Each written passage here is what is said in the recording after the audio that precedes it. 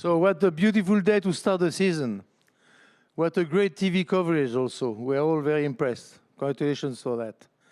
First, I will ask a few questions. I will give you the results, official results of the day, and then we take questions from the room, and then we go to Zoom. So official results, first race, ETNZ won against Luna Rossa Prada Pirelli. Second race, American Magic won against INEOS. INEOS didn't finish. Third race, Luna Rossa Pirelli Prada Pirelli won against INEOS, which retired. Fourth race, American Magic won against ETNZ by 12 seconds. So tonight, American Magic New York Yacht Club is leading the standings with 2 points. ETNZ on Luna Rossa Prada Pirelli with 1 point, INEOS with 0 points. So, first race of the day. Congratulations to Emirates Team New Zealand. Fast boat, slick maneuvers, but it looks like Luna Rossa Pirelli Prada. You had a problem with electronics before the start, or what happened? 1, 2, yeah. Yeah, we had some issues with our navigation system. We had 3 displays giving different informations. So we were a little bit confused in the starting line, but I mean, in the end, we had a decent start with a split right for us. And at the first cross, we were still in the race. We just missed the next shift. I think Emirates Team New Zealand had a massive righty nearby Devonport. And yeah, race was pretty much over after that. Obviously, it's hard with Team New Zealand. You can't just let them go like that. They have definitely a little bit of an edge in speed, and we didn't sail a very good race after that first mistake. So I think there is a lot of lessons that we can take. I think it was not so much a problem of speed. We did some mistakes, and we just have to learn. Thank you, Kiko. So second race, I must say that INEOS Team UK, you suffered a lot. Sir Ben, you had better days in your life. Thanks. Yeah, it wasn't a particularly good day for us. We had problems actually even before we left the dock with our foil can system. We had to replace the unit. And then when we got out in the water, it still wasn't working properly. So before the start of the race, we had our engineers down below madly trying to fix the problem. And they kind of half fixed it and then jumped off the boat, and we entered late. Or we didn't even enter, actually. We sort of joined in the race, kind of somehow miraculously got to the start line just about on time. But the Americans were going really well, sailed a great race. And are you sure you can fix it before tomorrow? No. Well, I think, you know, it is a bit of a wider issue, this foil can system. It's been a problem since day one of this class. All of the teams have been working together to try and resolve it, but it still isn't resolved. And it's something, you know, we've been talking a lot amongst the teams about redress for teams. Redress for teams if this happens, because it's no one's, certainly not our fault. This is supplied equipment. And you can't go through the amount of time and energy that goes into these campaigns, and you lose 2 races. It's, you know, it's not very nice in this event, but it'll be a lot worse if it happens to someone in the Challengers Series or the Cup. So I do think I'd like to certainly call out to Richard Slater and the rules team. We need to resolve it.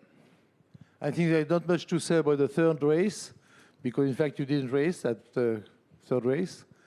Well, we tried to race, but we didn't really have control of the boat all day. And okay. Unfortunately, we got around the first one with Mark and tried to jibe, and the boat just wasn't operating. So, challenging day. And we had a wonderful fourth race with only 12 seconds between the American boat and ETNZ. That was a great race. It looks like ETNZ had some problem, because at some points you were down and slow. So, Pete, on the last race, you think that you suffered?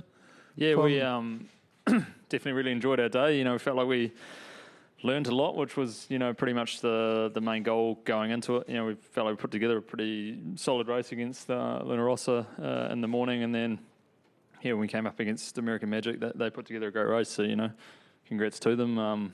Yeah, we felt like we obviously had a few little issues going on, but to be able to get the boat around and actually get back in the race and, managed to get a penalty on them on that last top mark, but, you know, it didn't quite go way down the last run, so congrats to them. But you had some technical problems or just... Yeah, we had a couple of little issues on board, but, you know, it was something we still had a chance to win the race. So, you know, if we had started a bit better, we would have. Thank you. I've invited Richard Slater to talk about the penalties because there were a lot of penalties today for the first day. So what do you think of that? Is that normal? Oh, in the history of racing AC75s, this was a normal first day of racing. Look, we had a challenging time because a lot of the, you know, there were some penalties and requirements we had to do which don't normally see. But from the issues of boat-on-boat penalties, we thought they were relatively, I never say easy, but they were relatively clear, and the umpire team was starting to bet in from day one and do it really well. And what are the penalties? When you set the penalty, that means the boat must slow down. To which speed? So there's basically two types of penalties. When you have a boat-on-boat type penalty, it's to get behind the innocent boat, so get 50 metres behind them. Where if you're having a boundary or some other penalty is to lose 50 metres compared to the other boat. So and it's a slow-down penalty. You have umpires on the water and you are behind the screen yourself? Yep, so we have two umpire boats on the water who are able to give us information that we can't capture electronically. And then we have three umpires sitting in a booth where we will get the data of the boats, positioning of the boats, a lot of information, as well as from the television. So when you work as a team and spend your time talking through that, we get a complete picture. Thank you.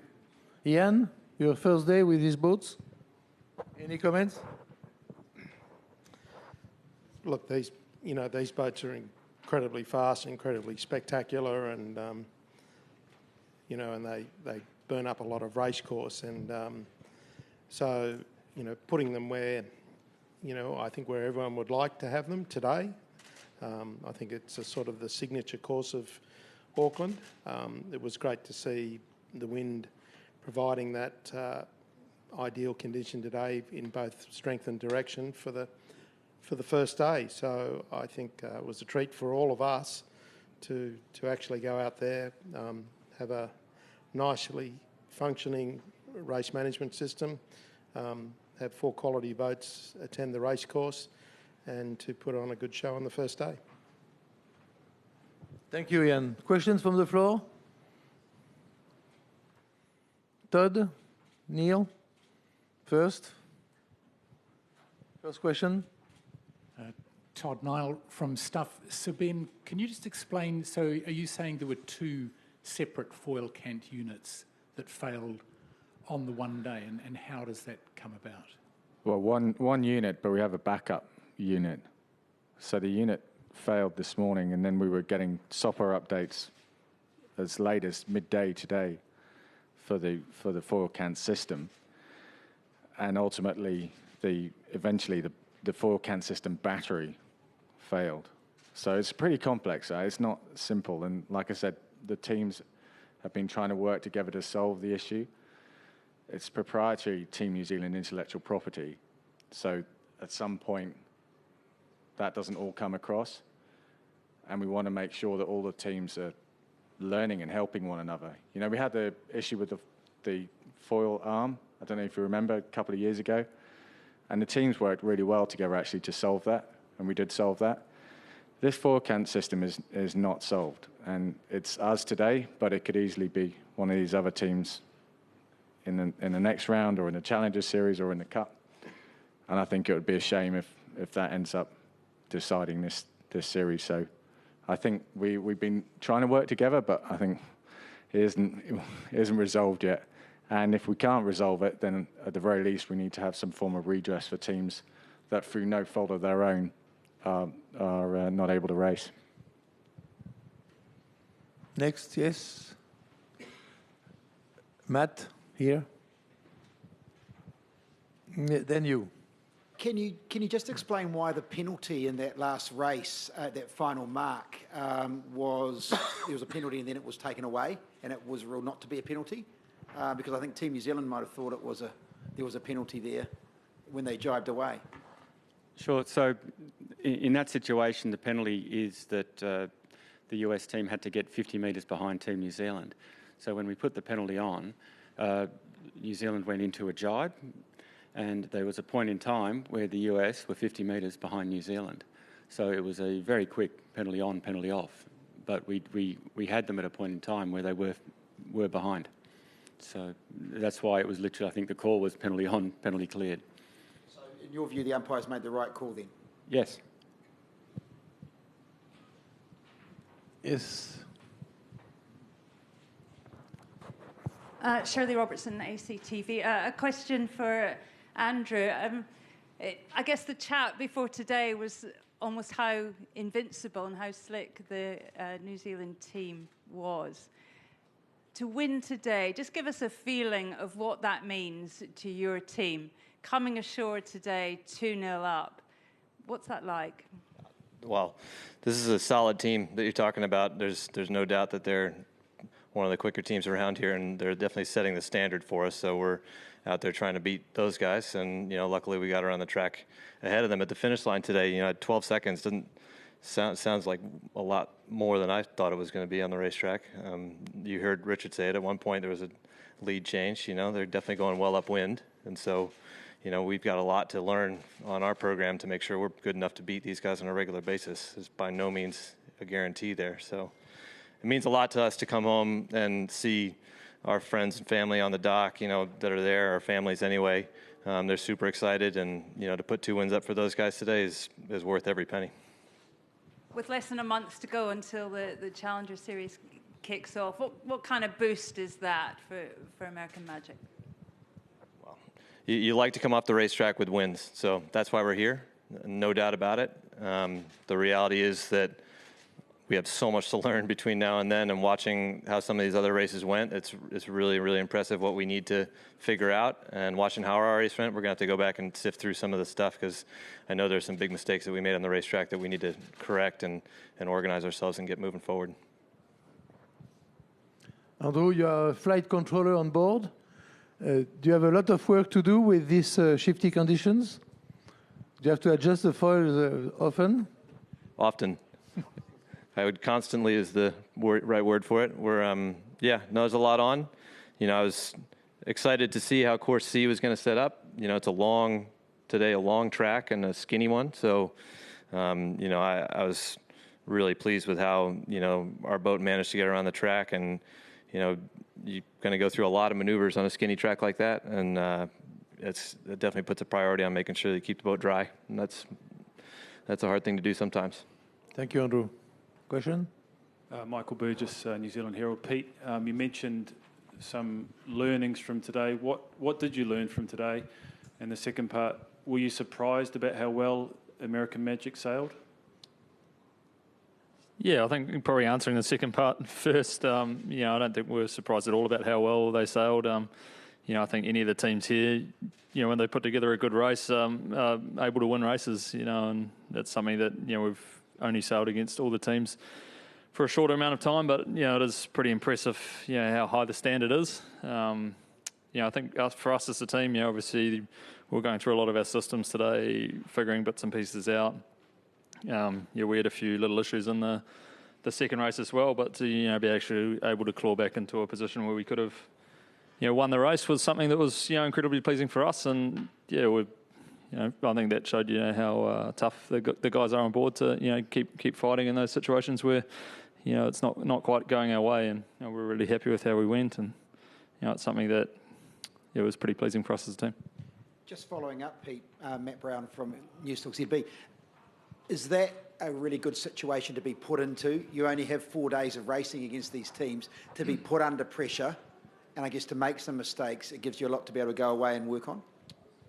Yeah, definitely. That's what we're here for, is to try and learn as much as we can, and be worse the defender. We're obviously aiming at the 6th of March. I think all the other teams here have you obviously got to compete again before that, but yeah, like you say, we don't get much racing, so every good race for us is a massive learning opportunity, and we're pretty pleased we managed to get a good one there, and it's definitely something that we've learned a lot about the umpire system, how to use that better as a tactical tool, and also just the positioning on the racecourse. But I think the really cool thing for us today, like Ian touched on, was just actually seeing a whole heap of planning over the last however long, to actually get a really nice, Southwest day in Auckland and see all the boats out there. And that was pretty incredible to, actually finally be racing, which was, it's pretty special.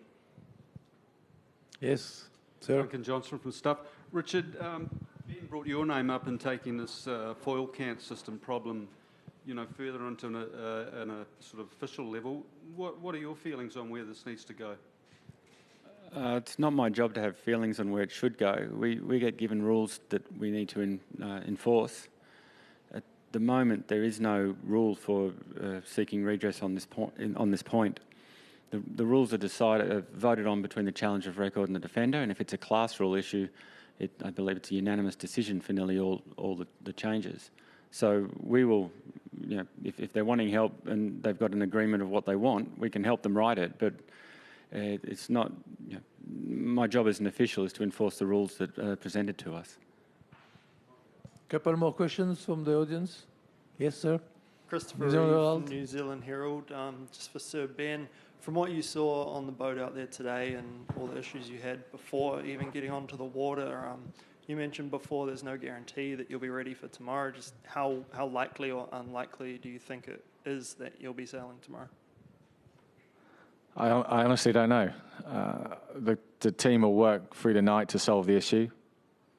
They're an amazing group. Our engineers, they work incredibly hard. I'm confident they'll sort it out, but I can't guarantee that we'll be out there racing. But we'll move heaven and earth to be there. How good would it be to miss a day of racing at this point in the campaign? It would be tough. It would be a big disappointment because we all want to be out there. We all love to race, first and foremost, but most importantly, it's such a big learning opportunity for all of the teams to go through this series. So we want to be out there. One last question here. Andrew, I know Mark Hinton here from Stuff as well. I know it's very early in this campaign, but you've made a great start. Can you just talk us through what's your sort of chief takeaway from the first day of competitive racing in this class of boat? What's the big thing, your crew take away? You say it's at the beginning of this campaign. We're 3 years and a bit into this campaign. But our biggest takeaway is that we got a long ways to go. For sure, there are points on the racetrack where all 3 of these other boats are quicker than us, and we need to be faster than all 3 of them at all those times. So, we're studying hard to make sure that we can figure out how to make adjustments to our platform to make sure it can beat all 3 other teams on the water every day. That's going to be our primary goal through this series, through the next series, and hopefully through to the match. Thank you. Now we switch to Zoom. Are you ready for Zoom? Yes, ready for Zoom. So good morning to those in Europe. It is very early in the morning. Good evening in America. Welcome. So first Zoom question is Jack Griffin, Seahorse, and the Cup experience. Yeah, hi, thanks. First of all, congratulations to everybody to actually get out and be racing on these. It was really spectacular to watch the racing. Everything except Ben's foil cant system seemed to be working really well in terms of race committee, umpiring system, the boats, the maneuvers, everything. So congratulations. And the TV work as well. Commentary was great. Camera work was great. Congrats on all of that. The question that I have is, for each of the teams, when's the last time that each of you had a problem with the foil cant system, the supplied equipment? This sounds like a really sticky issue. So no need to ask that to Ben, huh? Maybe you can. I know when Ben had it last. So what about the others? Do you have problem with your foil system? That's an interesting question. The foil cant system, we have a team of, I think, 2 or 3 full-time guys and as many engineers focused on that package all the time. So the reality is that there's constantly, focus, adjustment, oil filtration. There's all kinds of projects going on with that system to make sure it's maintained and up and running, and it's a battle. No doubt there are issues that we need to constantly be looking at, and on the water today, I've got feedback that I'm giving to my design team, after every leg that we do, reminding them of which tacks, which jibes to look at, because the system's, a work in progress for sure. So we're constantly monitoring it, and we're trying to get the most out of the system all the time. And, as Ben said, it's an unknown sometimes. And so that, we're up against, we're fighting an uphill battle, trying to make sure it's working as well as we can and as well as we expect it to. Francesco? Yeah, it's a complex system, and we had a few issues. Today, we didn't have any big problems, but it's always a work in progress. Yes. Pete? Yeah, we had no issues today, and I think there's this rumour that we're holding information back, but if there's anything you want from us, just sing out. Thank you. Next. Can you send us the software of how it was designed, and then we can work out what the problem is? Next question. Next Jack? question comes from Italy. Gianluca Pasini, La Gazzetta dello Sport.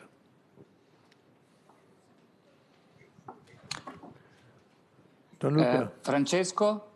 Yes? Can you hear me? Yes, very well. Okay. Can you tell me something about your feeling at the end of the first race? Yeah, well, we were not very happy at the end of the first race. The distance between us and Team New Zealand was big. I don't know how many seconds, but it was a fair amount. Too much. But we know that we can do a lot better of what we did on the first race. So we had, after the first race, we had to think about the second race. That's how we roll. And now, after this press conference, I'm going to go and watch all the videos and stuff and try to learn as much as we can from the first and the second race. Thank you. Thank you, Gianluca. Okay. Third question. Rob Peak, are you online? Unmute. Should arrive, eh? No. So we switch to Michele Tognozzi, Fare Vela.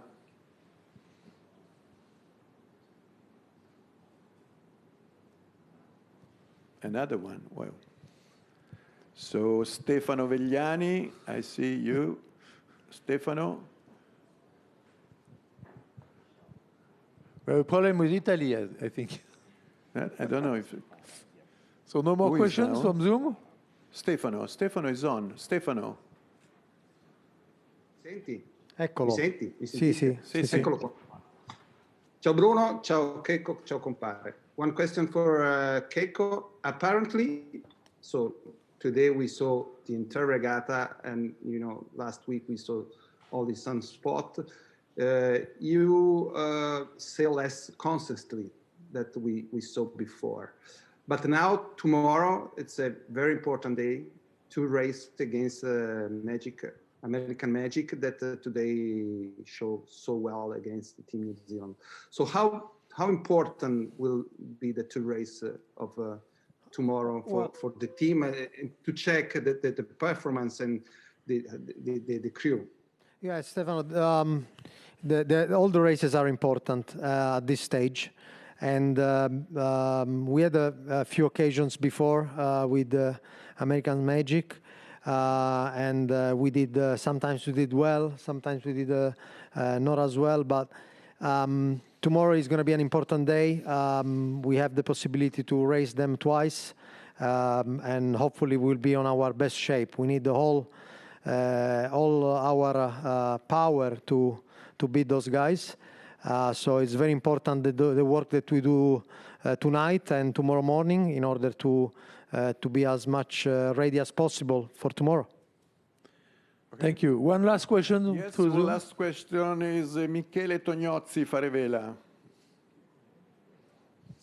I'm sorry, only Italians. A lot of people not sleeping in Italy. Eccolo qua. Vai, Michele. Ciao Checco. A question for you. Can you describe the pre-start maneuver against INEOS, and how do you get your calls with two handsmen acting in such a close situation? We wanted to start to leeward of them, so we had the opportunity to take close and lock them out, and we went for it. It's not gonna always work, but today probably was our lucky day, and we tacked in the perfect spot. It's not very easy with those speeds to tack where you want, and it needs a lot of coordination with the crew. Yeah, we played well there, and we had a good advantage of the starting line. Yeah, we are not happy that Ben had to retire. Would have been a lot better to have a close race. Would have been a lot more learning for all of us. Thank you. Thank you very much. See you tomorrow morning. Thank you, Bruno. I hope you have time to sleep, Ben. Thank you.